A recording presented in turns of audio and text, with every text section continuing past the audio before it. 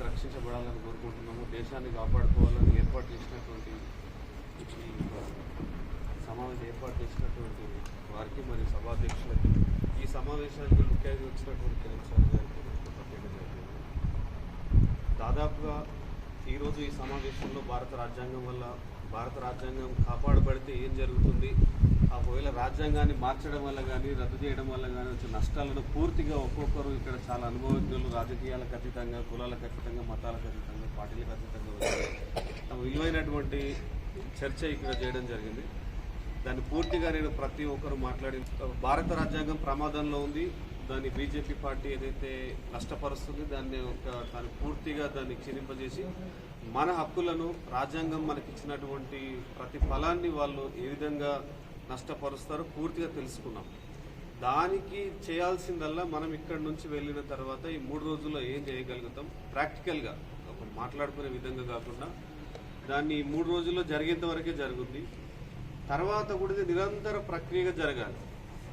కమిటీల రూపకంగా కావచ్చు, సమావేశాల రూపకంగా కావచ్చు, మీడియా రూపకంగా కావచ్చు, పూర్తిగా పార్టీలకు అతీతంగా, అన్ని సంఘాలకు అతీతంగా ఇక్కడ ఏకమై ఒక కమిటీ ఏర్పాటు చేసుకొని దీని ఒక పూర్తి స్థాయి ఒక ఉద్యమంగా ఎప్పుడైతే మారుతుందో మన ప్రాంతాల్లో, దాని ద్వారా మనం కొంత మార్పు కోరుకునే అవకాశం ఉంది తప్ప, ఇక్కడ దాదాపుగా నాకు తెలిసి అన్ని పార్టీల నాయకులు ఉన్నారు.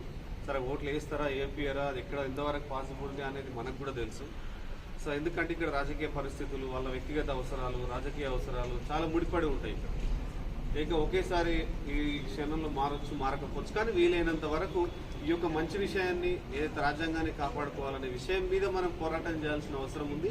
ఇది ఇక్కడితోనే కాకుండా ఏదైనా పార్టీ వాళ్ళు ఉండి వాళ్ళు నొచ్చుకొని ఈ పార్టీకి మేము ఇప్పుడు మారాలా, ఈ పార్టీకి ఓట్లు వేయించుకోవాలా అనే వాళ్ళు కొద్దిగా పునరాలోచన చేసుకొని ఆఫ్టర్ ఎలక్షన్ అయిన ఈ ఉద్యమాన్ని మనం ముందుకు తీసుకునే అవకాశం చాలా ఉంది.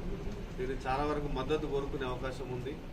చదువుకున్న వాళ్ళు కూడా ఈ రోజులలో రోజుకు 3 పార్టీలు మారుతున్నారు. రాజ్యాంగం గురించి తెలిసి అంబేద్కర్ ఇష్టమని రోజు అంబేద్కర్ సంఘాలలో ఉంటూ రోజుకు 3 పార్టీలు మారుతూ వాళ్ళ వ్యక్తిగత అవసరాలకు మారుతున్నారు తప్ప ఇలాంటి ఆలోచన చేయకుండా, గ్రామాలలో ఎక్కడ కానీ ఇలాంటి చర్చలు చేయకుండా కొంత నీరు గారుతున్న సమయంలో ఇప్పుడు భారత్ అభియాన్ ఏదైతే ఉందో మనకు, దీని ద్వారా మనం ముందుకు తీసుకెళ్ళి ఒక కొత్త ధనంగా మనం కనుక దీన్ని డెవలప్ చేసుకుంటే మనం అనుకున్నటువంటి లక్ష్యాన్ని చేరుకునే అవకాశం ఉంది. కాబట్టి రాజ్యాంగాన్ని కాపాడుకునే అవకాశం ఉంది, దేశాన్ని కాపాడుకునే అవకాశం ఉంది. కాబట్టి ప్రణాళికాబద్ధంగా మనం ముందుకెళ్ళాలని చెప్పి నేను కోరుకుంటూ, ఇప్పటి వరకు ప్రతి ఒక్కరు కూడా ప్రతి విషయాన్ని చాలా క్షుణ్ణంగా ఎక్స్ప్లెయిన్ చేశారు.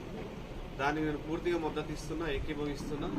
దీని కార్యాచరణ రూపకంగా ముందుకు తీసుకుపోవడానికి పూర్తిగా నా మద్దతు ఉంటుంది. నా యొక్క పూర్తి టైం నేను కేటాయించడానికి సిద్ధంగా ఉన్నా అని చెప్పి తెలియజేస్తూ మరొకసారి ఇక్కడ వచ్చిన అందరికీ కూడా నేను జైకిందాను. ప్రత్యేక ధన్యవాదాలు.